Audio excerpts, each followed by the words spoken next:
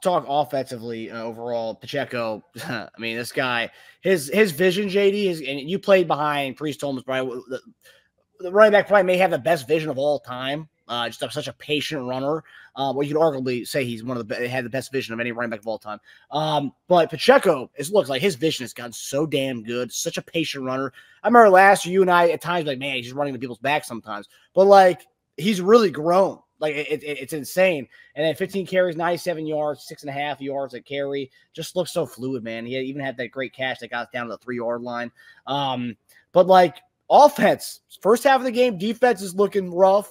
They're running 7 yards of carry on us. Offense is going back and forth, blow for blow with them.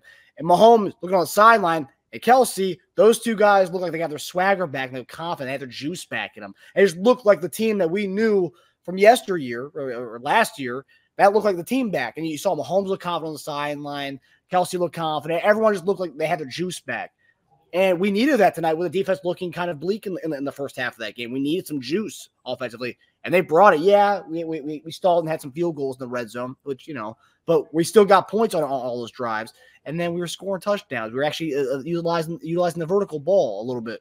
And it just looked like the offense that we all know and love that everyone's been waiting for all year. Remember, everyone said, wait, it's going to happen at some point. It's going to happen. And here we are, back in the AFC Championship game. The offense woke up. So, JD, what were your overall takes, the offense today? I think they did a phenomenal job moving the chains. I think they, obviously the couple of bad calls. I think Patrick had a lot of poise. I think what you do, they did exactly what we thought they were going to do, right? We said exploiting the linebackers because they didn't have all the guys in there. They got practice squad guys and bringing guys in. This is brand new to them.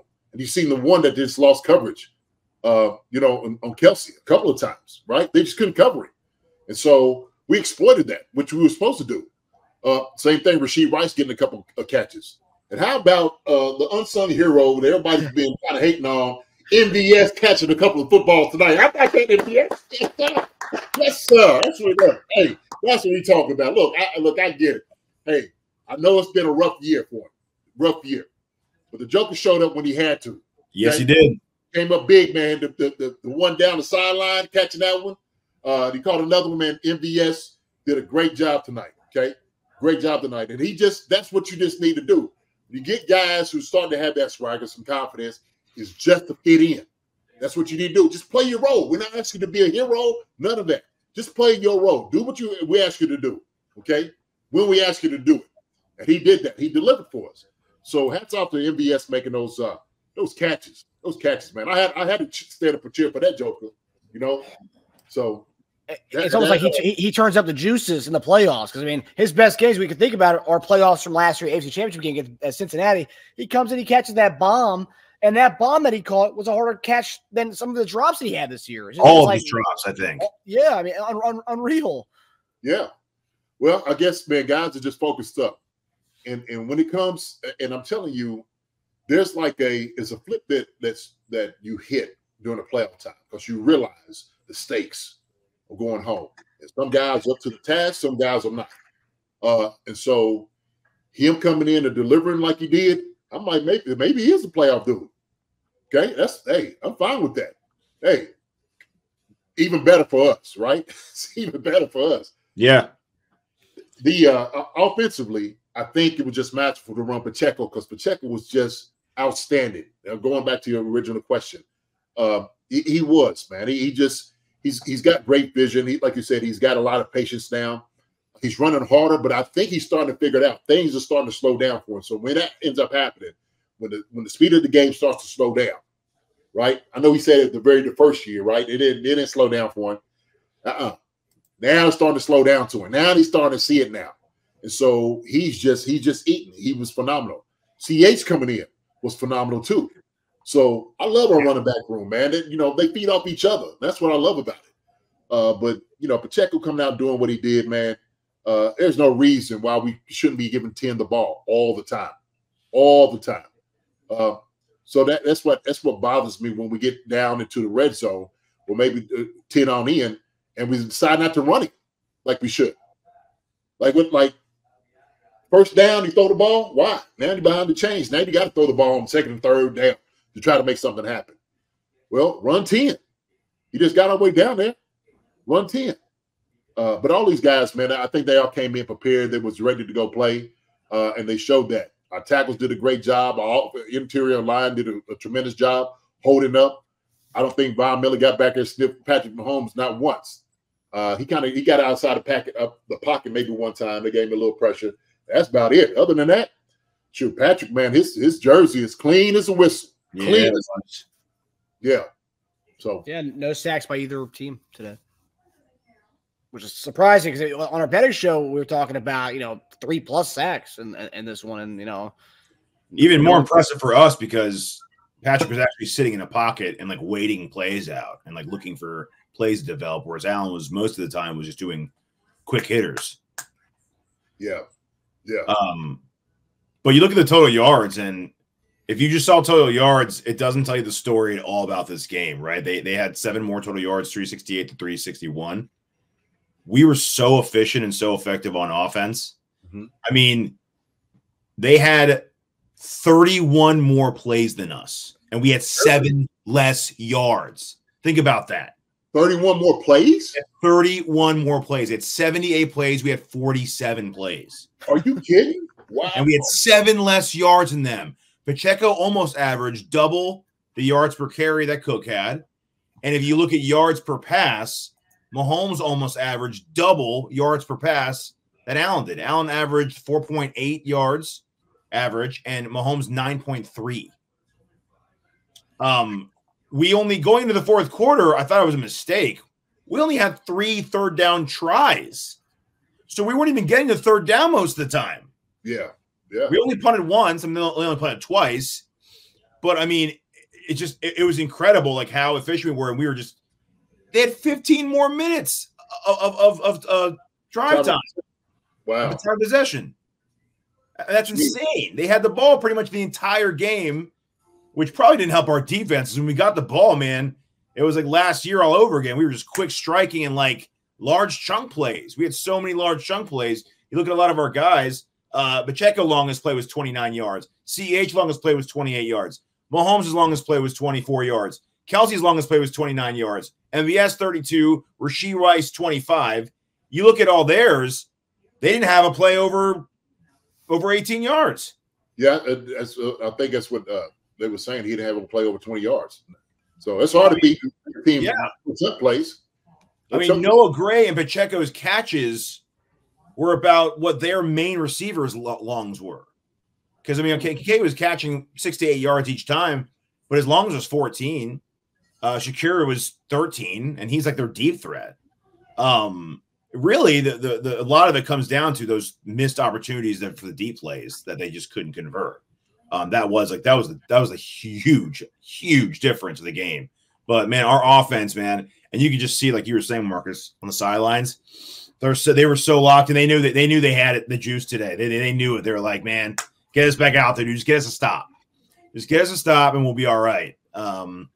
And on top of that, because usually when you think, oh, when a team loses time of possession, but they're outscoring the other team, they probably had turnovers. They got the ball on the 20-yard line. We didn't. Everything was a drive.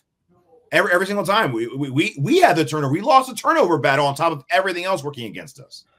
Oh yeah. By the way, our worst third down conversion of the year percentage. 1 of 5. Yeah. Wow. So and one of those was a kneel down at the end where we had 3 straight kneel downs, because you go back to the plays aspect. We kneeled down 3 times. So really we had 44 plays, not 47 plays. And one of those third downs, you should have actually 1 for 4 because one of those was a kneel down.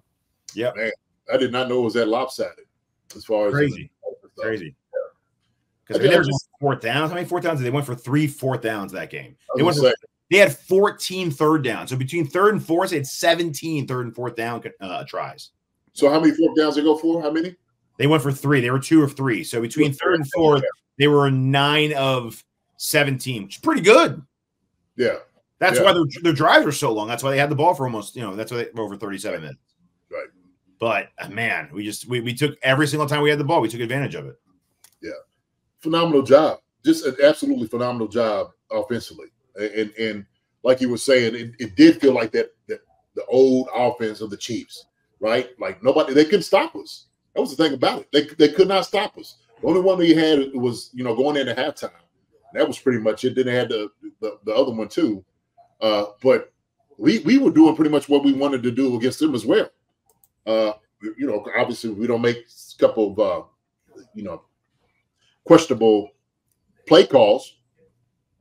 It was an incredible game by Patrick Mahomes, Travis Kelce, Rashid Rice, Pacheco, CEH, MVS. I'm trying to think the whole offensive line. All those guys offensively, man, look great. They look great. Yeah, man. Just wow. Yeah. ARG and KRT, I'm so pumped right now. I'm not gonna be able to go to bed for a little while. Yeah. I'm gonna be watching all the post-game reaction shows when I'm done with this to see what the experts who picked against us this week. I want to see how they roll back tonight. I was freaking. I'm ready to freak out now too. Just I'm being calm right now. What I loved about this the most, JD, and this is something we've talked about before in the whole Mahomes era of this show. Everyone always said the narrative is keep Mahomes on the sideline, control the ball, control the ball. And in this game tonight, with 15 more minutes of time with the ball, possession time, didn't matter. I mean, like that narrative has been the main thing. You want to beat Patrick Mahomes, you want to keep him on the sideline. Well, they did it tonight, and look at the outcome. Just being efficient. That's efficiency. And so Patrick, you could tell him, man, he was just locked in. He was locked in. Didn't have that grimace on his face that we seen, at the very beginning of the season, mid-season, at the end of the season, some of the games. But it really started getting to the point of them guys kind of figuring things out. And Tony Romo made a point about this after the slew of other points he was trying to make. But he was saying, Rashid Rice catching the one was, he's not running to get covered up. He understands to find the window. Like I said, it's an easier read for Patrick. And so it's an easy throw and catch just in that transition with those two. And so that's what you want to be able to see. So once guys start to get it, like, okay, I'm starting to understand. And we knew it was going to take some time. It was going to take, obviously the pain and the struggle to go through, the failures to get to the point where you want to get to. And so if they continue to roll out like this, I'm telling you, man, like somebody was saying that before, like, man, JD, we in to win it. We are in to win it. Make no mistake about it. The Chiefs weren't just coming into the playoffs just to show up. This is not one of those things you just come in and you're trying to get a moral victory and hey, we did okay, we did one for the game. It's not that. Okay, these guys are on a mission to win the Super Bowl. Okay, and everybody was sitting over there talking about, they're 11-6. The offense had looked great, and all of this and all of that. All these talking heads been sitting over there the whole entire week, just doubting the Chiefs. That's all they've been doing. Everybody else, man, practically almost everybody I knew. Oh, I'm going with the Bills this week. I'm like, really? Okay, fine. You go with the Bills if you want to. All right, you go with them if you want to. I'm going with the Grim Reaper. Okay, I'm going with the guy that's dating Taylor Swift, and I'm going with the guy with the big mustache. That's what I'm going with. And the kid from Violent. That's who I'm riding with. That's who I'm riding with. So if you don't know who those guys are, they were Super Bowl champs last year. Okay, and there's a reason for it. So don't think these guys are just going to skirt out. It was going to be easy for them. It wasn't going to get done that way. Hi, everybody. Thanks for watching. Subscribe here to get the latest from the show. Also, be sure to check out the best clips from Chief Concerns. And if you prefer to listen to the show, subscribe and follow us on Apple Podcasts, Spotify, and anywhere else you get your podcasts.